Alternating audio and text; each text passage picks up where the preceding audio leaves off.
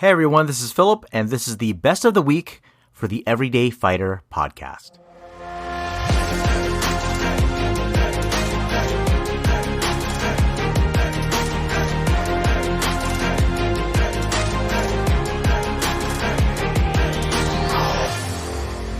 But also sort of a different, the events that are Masters specific, like Sunny's and like Dreamland, and I went to Gleason's this past summer.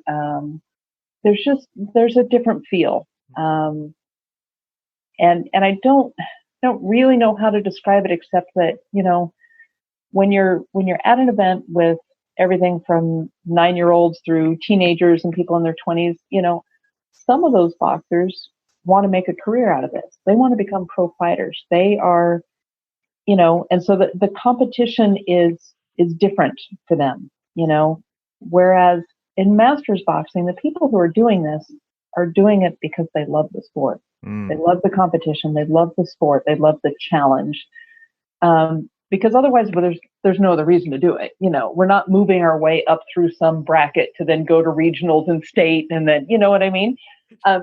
So it changes the feel, and everyone is so friendly and so supportive of each other, and it just makes it a very cool atmosphere. That is definitely something that I feel is very different among Masters events versus the events that I've gone to where I happen to be the one old fighter among all the youngsters. I even had one example where I'm trying to remember which fight it was. It was my second one, the one that was out of town.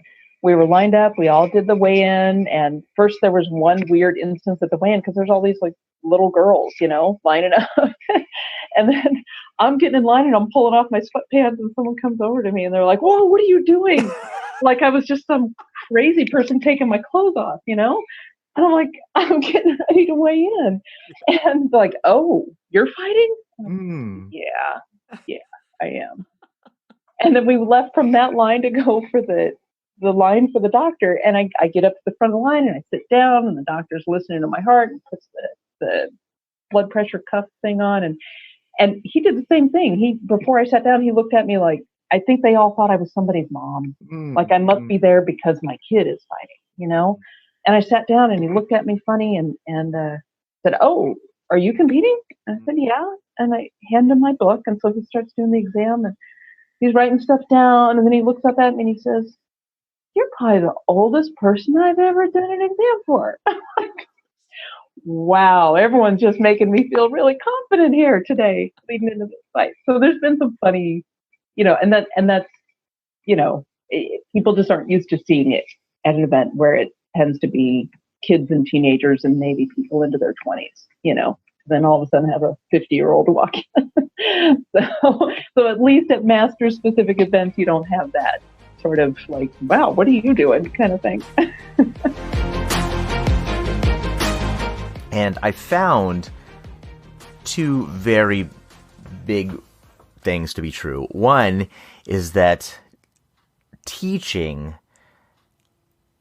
actually taught me more in that scenario than the person that I was teaching. I learned a lot more as the teacher than I think my students or, the people that I was instructing learned from me. I had to look at what I was showing them, even if it was a very basic technique or form or stance. I had to look at it in multiple ways, sometimes on the fly, right there, to be able to convey the ideas and the concepts to my students in a way that would be effective for them. So I grew quite a bit. So that was the first realization. The second realization was that I was left to my own devices in learning how to teach. And I found this to be the case in many, many situations as well, where people are expected now to start teaching, but they're not given much direction in how to teach. And unfortunately, a lot of people don't get over that hump. They don't find that way to be able to learn how to teach effectively.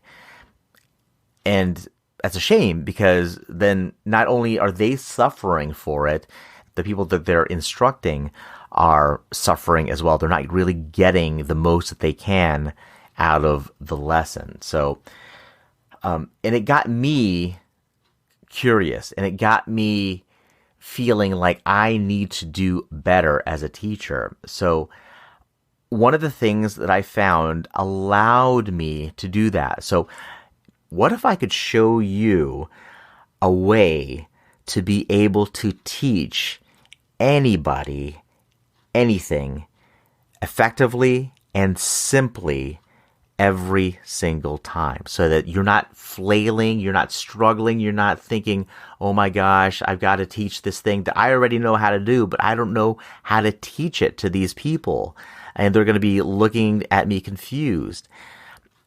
If you would like a way to be able to avoid that situation and instead give the lessons to your students in a way that makes it very simple, not only for you to be able to deliver it, but also for them to understand it every single time, then I have a technique that will work for you. And that technique is called the 4-MAT system. So it's the number 4, M-A-T.